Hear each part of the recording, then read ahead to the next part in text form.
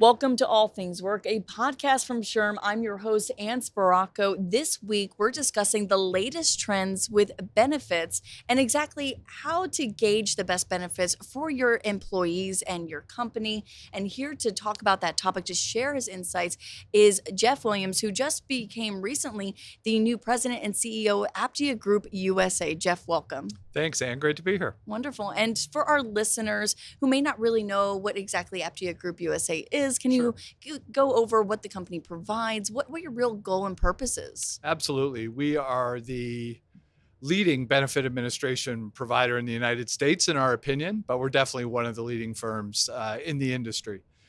We deliver benefits to employers in the mid to large market space, and we try and help their participants have healthier lives and more secure retirements. So you are the best person to talk for this topic today. I'd like to think I know a little bit, but we'll see over the next little while. Absolutely. So, as you understand, SHRM just released the 2024 Employee Benefits Survey. It is people really look out for this survey every single year.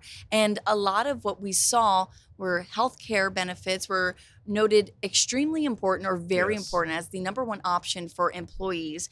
And that was followed by, of course, flexible leave, retirement savings, and planning benefits. And then that was followed by family care and professional and career development. Yes. And now, from your perspective, can you talk about some of the benefits maybe you've seen employers offer to kind of meet the middle of that demand of flexibility, but also Right. trying to retain that talent? Sure can. I think, Anne, for us, what we see is you get the big three right, and then you build around that. So what are the big three? The big three are health. So making sure you provide health insurance benefits to your people. And that's a near ubiquitous benefit out there today for those providing benefits. The second is retirement. So giving people some ability to have a 401k and a 401k match from the employer. That's the second big category. Then the third big category is leave. So that's a combination of paid vacation and sick. So we like to talk to our clients, and I even think SHRM does a lot of this, talking about the big three categories and then building around that. But over the last couple of years, we've seen proliferation of benefits around those categories. I mean, even SHRM's own research says that, you guys surveyed 175 available benefits 2 years ago. That number's up over 250 now. So we continue to see growth in benefits around those big three, and I can talk to you more about those. Exactly. And speaking of that, we are. What are you seeing as far as new benefits concepts or models that are maybe causing some buzz, some conversation, or really taking off? Yeah, I think the one that has come absolutely mainstream through the pandemic up until now is mental health. So mental health is now in virtually every benefit program we see.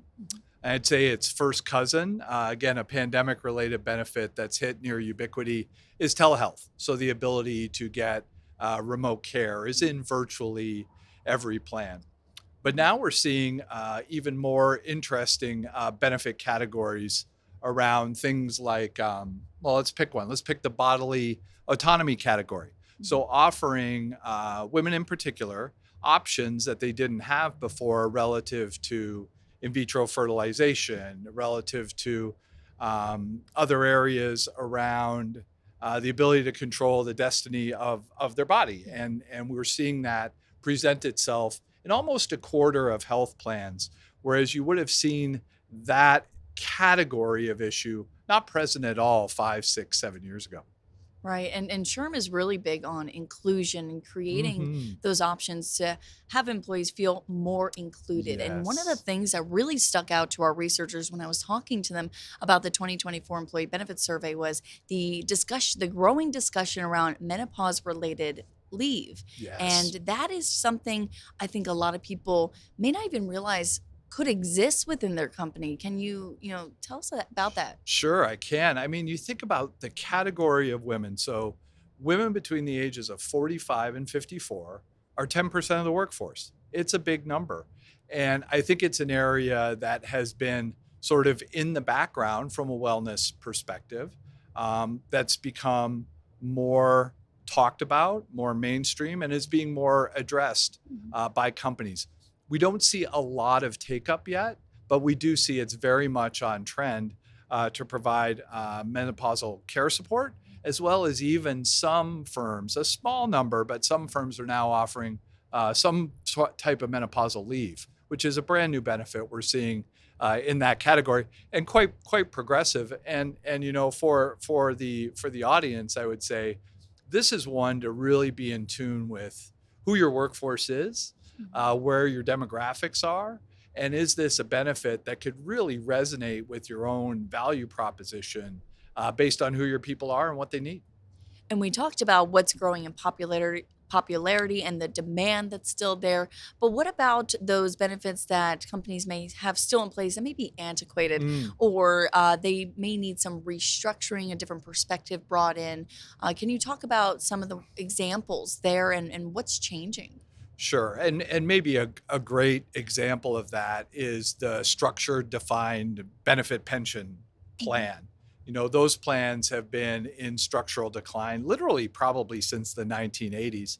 And now we see that less than 20% of employers have defined benefit programs, yet we still want to offer secure retirements. So we've seen that shift to 401k, we've seen that shift to Roth IRAs, and we're seeing more vehicles to drive financial security, be it student loan repayment, be it support for college savings.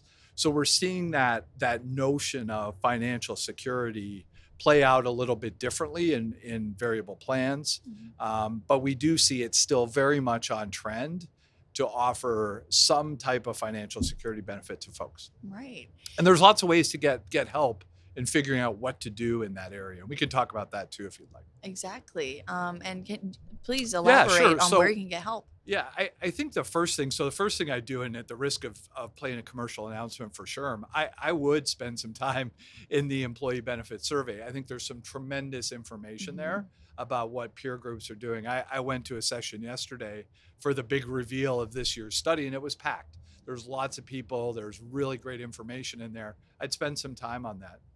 I'd also talk to your broker. So if you Mhm. have a broker, talk to them about where you are and what their advice is relative to your population. I think there's opportunities to talk to companies like ours. We can give you great perspective on what we're seeing, and we can also give you lots of insight as to what are participants actually using. Mhm. So what will resonate with your folks. So there's a lot of free, maybe not free, but there's a lot of information out there if you spend your time on the research. There's a lot of great stuff out there to access. Absolutely. It's almost endless. Yes. And so we're at a time where we're seeing a lot of crossroads come up in the workplace where a lot of different generations, a lot Mm. of different demographics are coming into one workspace. If anybody listened to Johnny C. Taylor Jr.'s opening conference speech on Mm. during term 24, he talked about how we used to work in binary ways, and now we're more non-binary. We have to think differently. Yes. And what are some of the latest trends you're seeing with these different demographics, these younger generations come in, as the older generations are maybe nearing retirement, or they're doing phased retirement where Mhm. they're still there, and they want to make the most out of these benefits. Yes, it's a complex environment out there. We have 5 active generations in the workforce. Each of those generations, and I don't want to be too general because Mhm. everyone has their own Right. specific needs. But in general, we see trends between those 5 generations that it's very difficult to offer a benefit program that can have breadth to cover all the needs Mhm. of those generations. So on the boomer front, they're trying to figure out their pre-retirement Right. situation. They're trying to secure health outcomes in retirement. We see a lot of focus on that kind of offboarding of a career perspective. The Gen X population I find is really really compelling. Maybe it's because I am one, but they're this triple threat play. So they're making decisions about elder care. They're making decisions for themselves. They're making decisions about their family, and they're influencing the Gen Z population selection of benefits who's coming into the workforce. So Gen X almost sits at this really interesting spot there. And then Y is a little bit more around, yes, they want health outcomes, but they also want more flexibility. They want more choice. They want more autonomy in what they select. And the millennials and Z, we find really want much more flexibility, much more career development, much more energizing work. They want to work for companies that care for their people and care for the planet. And that shows up in what they want to select from a benefit provider. And they want pet insurance. They want pet insurance. Oh yes, I've been hearing that a lot more often lately. So yes, absolutely. I love what you're bringing up, all these talking points, and employers, they have a responsibility to open up a dialogue with their Mm-hmm. employees to really understand, not just get a quick survey, but really dig deep into their needs. How do you suggest employers going about opening up that dialogue to find that balance of how do we retain talent and how do we offer that flexibility to support your personal life and work life integration? I think it starts, as many things do in a company, with who are we? What's our culture? What do we value? What do we want to be? And how can we offer benefit programs that are congruent with those aims? I think having a healthy introspection around the culture we're trying to build and the investments we want to make in our people, I think is a great, great place to start. Then I think there's lots of great ways to pull your people. You can ask them what they want. Be prepared to get answers, but you can ask them. There will be opportunities in your employee engagement surveys. Often in the free form questions, you see lots of suggestions about things that matter. If you have a younger workforce, they may be pushing you for childcare. If you have an older workforce, they may be pushing you for menopausal. So there's lots of variation, but don't lose those opportunities that you have already. And then focus groups. You can pull people together across wide sets of your organization and get some feedback on what would matter the most. And then, again, query your ecosystem, your broker partner, your benefits administration partner, your advisors. Get some perspective on what's going on and what you can afford. And then, if you're going to put new benefits in, make sure that you're doing it in a way that drives utilization and adoption. There's few things worse in a benefit program than having these sort of pray and spray approaches of having lots of benefits that are poorly utilized. So if you have them out there, they're not being utilized, they're not helping your people, get them out of there and focus that investment on things that are going to drive a much better outcome for your team. You kind of already answered my next Oh, question, which good. was kind of about it's about the budget. People have to Yes. take into consideration, like you said, where you're investing, where you are making the most out of that investment. Because if you're investing into a certain benefit, but your employees really aren't using it, then what's the point, right? And so I love that you said that. And Johnny C. Taylor Jr. also brought this up as well, when it came to the health benefits, the gym membership to keep and other options to keep your employees healthy. So later down the road, they don't have to pay maybe as much for certain medical Yes. problems. That's a tricky situation because you have people who maybe they don't really want to work out or they want other options. How do you explore that kind of complicated area? I'll do it in the form of an example. My former employer put in a wellness benefit, and that wellness benefit was really an online engagement platform that wanted you to do some things. It wanted you to enroll and it wanted you to take certain steps relative to your health. And there were some incentives around utilizing that program. And when they pitched it to us, they said, we can demonstrate healthier outcomes and healthier populations based on the engagement with this platform. And sure enough, it was really, really clear. There were three populations in our company. Those that didn't engage at all had the worst health outcomes. Those that engaged but didn't follow through had the second worst health outcomes. The people that engaged and followed through had the best health outcomes. So we could literally draw a straight line to a very affordable benefit, helping drive a healthier work population and save us money on our healthcare costs. So I think evaluating those options and where there's a real return on investment is critical. if you think about benefit loading in a large company, it can be 25% of your salary base. Make sure you're investing those dollars really wisely, and think about the choices you're making in some benefits that may not be as mainstream now, but could drive significantly better health outcomes for people. Absolutely. And I know that in the 2024 benefits survey, we also talked about professional and career development benefits. Yes. Can you talk about some of the latest trends you're seeing in professional and career development? We know artificial intelligence is coming into play with all of this and helping people get the proper training that they need. Yes. So I would say that what benefit has been around for a very long time has been the tuition reimbursement benefit. And I think in some companies it's an underutilized benefit. So there's this expectation of internal training that often companies are struggling to keep up with, from a budgeting perspective. And sometimes those budgets in tougher economic times get contracted. I think there's a tremendous opportunity in leveraging a platform that already exists in tuition reimbursement to have that re-educate the workforce. But I do think you're on point. Again, it's what's the strategic direction of your business? If the strategic direction of your business is we need to expand revenues and reduce costs through AI, not supporting that with reskilling the workforce you have and just expecting to go out and find a talent pool that's really expensive, really scarce, and fully employed right now is maybe not the way to go about it. I'd look at making that investment in the people you have already. Mhm. Not everyone's going to make it, but it's definitely worth the shot.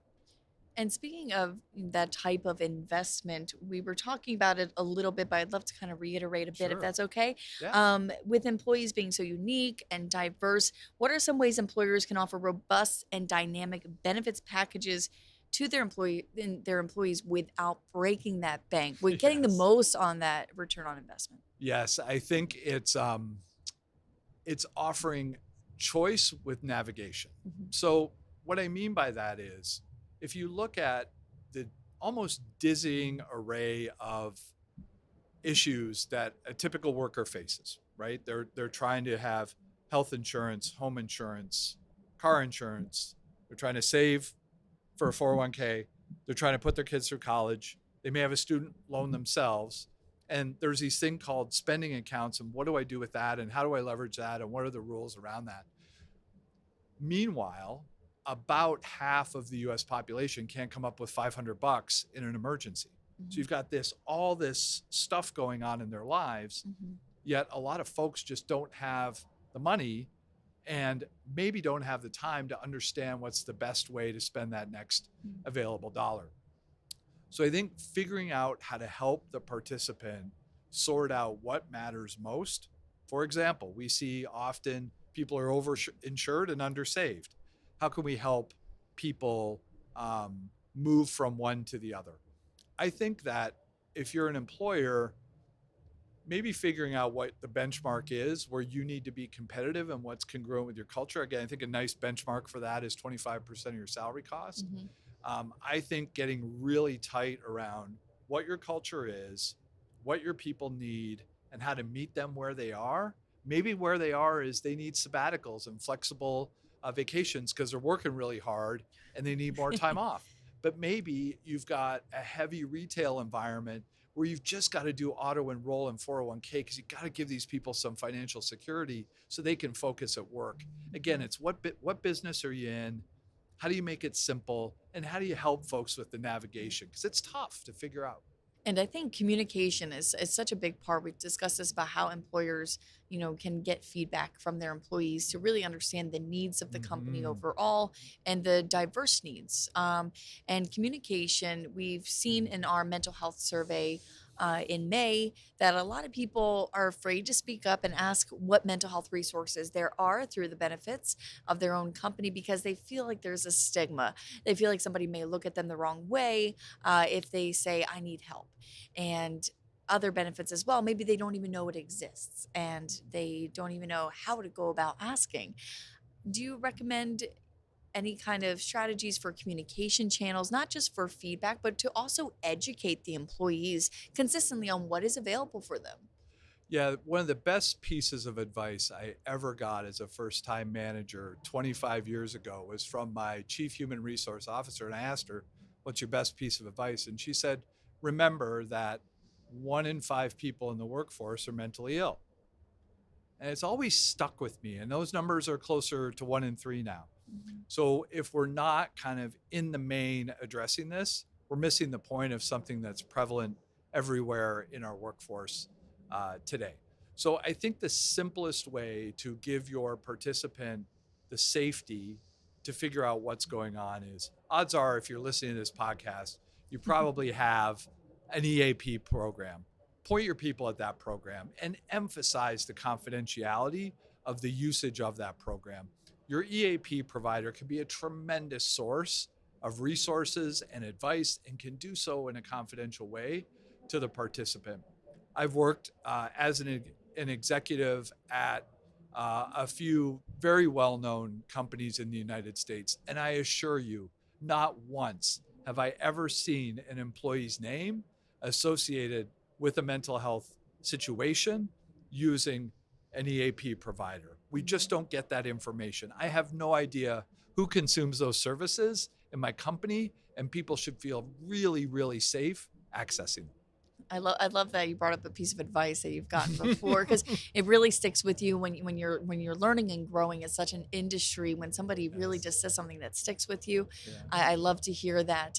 And we've talked about a lot of what's happening right now, what's Mhm. happening today, and that is the point of this podcast.